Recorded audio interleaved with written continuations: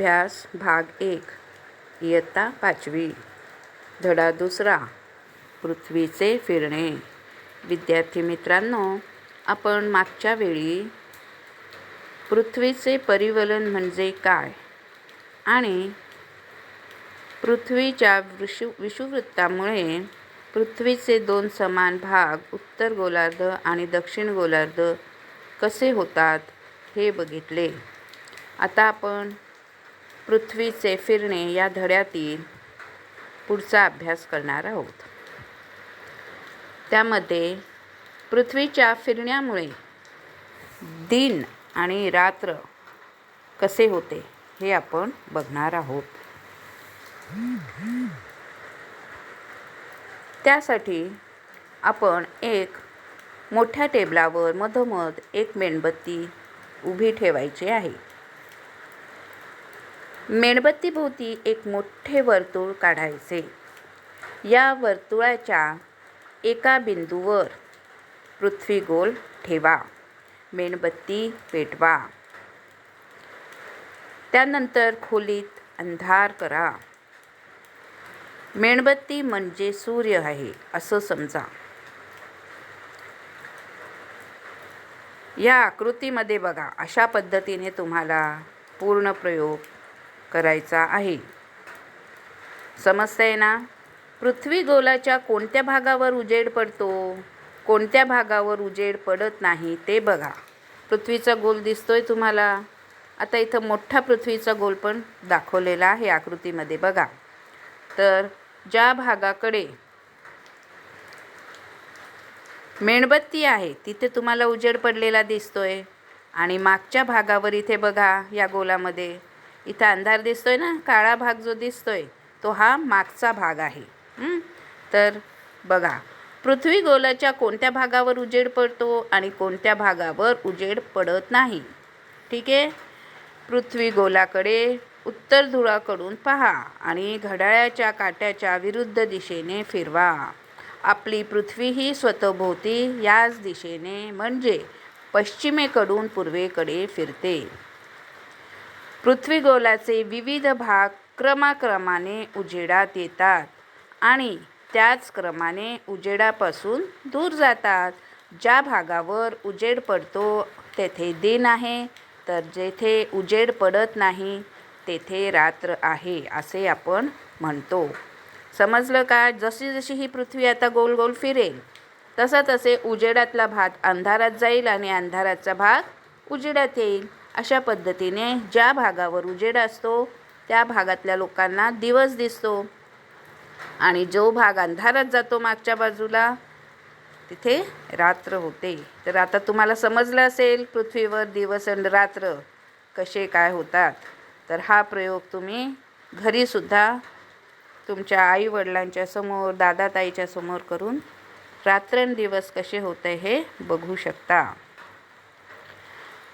आता आपण बघणार आहोत सूर्यास्त आणि सूर्योदय. एक लाल रंगाची टिकली घ्या. ती पृथ्वी गोलावर चिकटवा.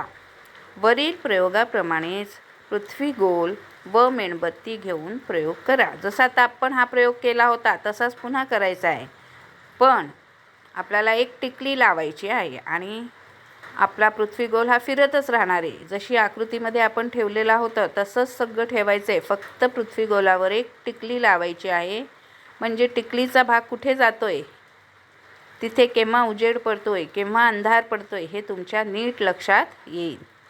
पृथ्वी गोल घड्याळाच्या काट्याच्या विरुद्ध दिशेने फिरवा. आपल्याला ज्या दिशेने घड्याळ फिरतं त्या दिशेने फिरवायचं नाही आहे. आपल्याला उलट्या दिशेने पृथ्वी गोलाला फिरवत राहायचं आहे, कारण आपली पृथ्वी पण विरुद्ध दिशेनेच फिरत असते, म्हणजे पश्चिमेकडून पूर्वेकडे फिरत असते. लाल टिकलीवर पृथ्वी गोलाच्या कोणत्या स्थितीत सूर्योदय, मध्यान्ह आणि सूर्यास्त होईल याचे निरीक्षण करा. आता हळूहळू काय होईल, लाल टिकली आहे तिथे उजेड असेल आणि ती हळूहळू ज्या फिरत राहते तेव्हा काय होतं, हळूहळू त्याच्यावरती प्रकाश कमी कमी होत जातो आणि मग हळूहळू एकदम ती टिकली जी आहे ती अंधारात जाते. मग त्याच पद्धतीने आपल्या पृथ्वीवर पण बघा, सूर्योदय होतो तेव्हा थोडा प्रकाश असतो, मग हळूहळू प्रकाश वाढत जातो. जेव्हा पृथ्वी सूर्याच्या भोवती येते तेव्हा पूर्ण समोरच्या बाजूला आली की तिथं पूर्ण प्रकाश होतो. म्हणजे टिकली जेव्हा पूर्णपणे सूर्याच्या प्रकाशाच्या समोर आली की पूर्ण उजेड असतो. मग हळूहळू ती फिरतच असते. सतत फिरत असल्यामुळे हळूहळू ती अंधाराच्या दिशेने जायला लागते. ज्यावेळी ती अंधाराच्या दिशेने जाते तेव्हा तिथे संध्याकाळ होऊन मग पूर्ण जेव्हा अंधारात जाते तेव्हा रात्र होते. पुन्हा ती रात्र झाल्यावरती फिरत फिरत फिरत पुढे येते तर परत उजेड यायला लागतो थोडा थोडा, आणि मग जेव्हा पूर्ण उजेड येतो तेव्हा पूर्ण दिवस होतो. समजते का? या टिकलीवर एकदा सूर्योदय झाल्यानंतर पुन्हा सूर्योदय केव्हा होतो ते पहा. जेव्हा पृथ्वीची स्वतःभोवतीची एक फेरी म्हणजेच एक परिवलन पूर्ण झालेले असते तेव्हा लाल टिकलीवर पुन्हा सूर्योदय होतो. हे तुमच्या लक्षात येईल. पृथ्वीच्या एका परिवलनाच्या या कालावधीला आपण एक दिवस म्हणतो. म्हणजे टिकली जेव्हा उजेडात होती, फिरता फिरता ती अंधारात गेली. अंधारात जाऊन जेव्हा पुन्हा त्याच ठिकाणी मेणबत्तीच्या समोर आली तेव्हा तिचं एक परिवलन झालं. आणि असा जो आहे जेव्हा त्या ठिकाणावरून पुन्हा त्या ठिकाणी येते म्हणजे काय झाला? एक दिवस झाला. बरोबर आहे. एका दिवसाचे एक दिन आणि एक रात्र असे भाग असतात. म्हणजे जेव्हा पृथ्वीचं एक परिवलन होतं, पूर्ण एक चक्कर होतो, तेव्हा त्या परिवलनामध्ये अर्धा वेळ जो आहे ती दिवसामध्ये असते आणि अर्धा वेळ रात्र होत असते. म्हणजे एक रात्र आणि एक दिन असं एका परिवलनामध्ये पृथ्वीवर होत असते. कालमापनासाठी एका दिवसाच्या कालावधीचे आपण 24 समान भागात विभाजन केलेले आहे.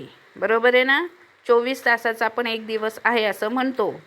प्रत्येक भागाला 1 तास म्हणतो. ठीक आहे. आता रात्रंदिवस कसे होते हे तुम्हाला नीट कळलेले असेल. पृथ्वी फिरत असते हे आपण टिकली लावून पाहिलं. जेव्हा तो पूर्ण एक परिवलन पृथ्वीचा होतो तेव्हा एक पूर्ण दिवस होतो आणि त्या एका दिवसामध्ये एक रात्र आणि एक दिवस म्हणजे एक दिन असं दोन्ही असतं. याला 24 तास लागतात.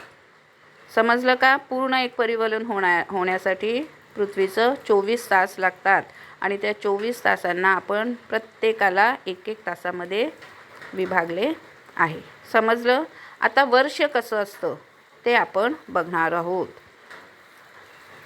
पृथ्वी गोल टेबलावरील वर्तुळावरून पुढे सरकवा. आता ही जी लाईन दिसते तुम्हाला गोल दिसते ना, गोल काढलेला, या गोलावरून हळूहळू ही पृथ्वीचा गोल जो दिसतोय छोटा त्याला आपण गोल गोल गोल फिरवत राहायचं आहे पुढे पुढे पुढे. आणि जसं जसं तो फिरतोय तसंच तो परिवलन पण करतोय. म्हणजे गोलावर पण पुढे पुढे फिरतोय आणि स्वतःभोवती पण तो फिरत आहे. अशा पद्धतीने पृथ्वी गोल टेबलावरील वर्तुळावरून पुढे सरकवा. असे करताना पृथ्वीचा गोल सतत फिरता ठेवा बरं का, आणि अक्षाची दिशा बदलणार नाही याची पण काळजी घ्या. वर्तुळावरून पुढे सरकत शेवटी पृथ्वी गोल पुन्हा सुरुवातीच्या जागी पोहोचेल. म्हणजे जिथून आपण आत्ता आहे इथून आपण समजा सुरू केला, आत्ता दिसतोय ना तुम्हाला आकृतीमध्ये, इथून तो गोल गोल त्या गोल आपण काढलेला आहे पेन्सिलने, त्याच्यावरनं फिरत फिरत न्यायचा आहे. असं फिरत फिरत पुन्हा तो त्याच जागी जेव्हा येतो, कळतंय का तुम्हाला? वर्तुळावरून पुढे सरकत शेवटी पृथ्वी गोल पुन्हा सुरुवातीच्या जागी पोहोचेल. याचप्रमाणे पृथ्वी ही स्वतःभोवती फिरत फिरत म्हणजे परिवलन करत करत सूर्याभोवती पण फिरते आणि सूर्याभोवती काय करत असते? ती परिभ्रमण करत असते. म्हणजे पृथ्वीचे स्वतःभोवती फिरायला काय म्हणतो? परिवलन म्हणतो.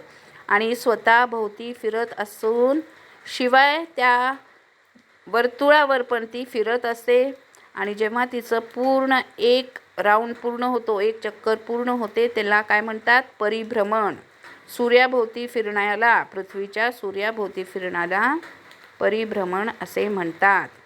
पृथ्वीच्या सूर्याभोवतीच्या एका परिभ्रमणाला जो कालावधी लागतो त्याला वर्ष म्हणतात. एका वर्षात सुमारे 365 दिवस आणि 6 तास असतात. जसं आपण बघितलं की पृथ्वी गोल टिकली लावली होती का नाही, टिकली लावली होती, ती टिकली पूर्ण येईपर्यंत, सूर्यासमोर येईपर्यंत, म्हणजे मेणबत्तीच्या समोर येईपर्यंत जे झाले ते एक परिवलन झाले. म्हणजे पृथ्वीचं जेव्हा एक परिवलन होतं तेव्हा एक दिवस होतो आणि एका दिवसामध्ये किती तास होतात? 24 तास होतात. 24 तासामधले अंदाजे 12 तास दिन असतो आणि 12 तास रात्र, बरोबर आहे. तसंच पृथ्वी गोल ज्यावेळी त्या वर्तुळाच्या भोवती फिरते, सूर्याच्या भोवती त्या वर्तुळावरून फिरत असते, तेव्हा पुन्हा ज्या ठिकाणाहून तिने फिरायला सुरुवात केली त्या ठिकाणी परत येईपर्यंत जो कालावधी लागतो, सूर्याच्या भोवती जेव्हा तिची एक प्रदक्षिणा पूर्ण होते, म्हणजे त्याला परिभ्रमण म्हणतात, सूर्याच्या भोवती फिरण्याला परिभ्रमण म्हणतात, त्याला आपण काय म्हणतो? 1 वर्ष.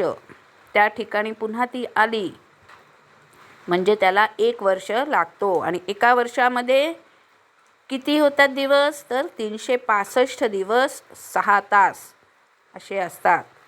एका दिवसामध्ये 24 तास होतात आणि एका वर्षामध्ये 365 दिवस 6 तास होतात. तर तुम्हाला रात आणि दिन कसे होतात, एक वर्ष कसं होतं, सूर्यास्त कसं होतं, सूर्योदय कसा होता, हे सगळं आपण प्रयोगाच्या साहाय्याने बघितलेलं आहे. तुम्हाला समजलं असेल. आज आपण इथंच थांबू. धन्यवाद.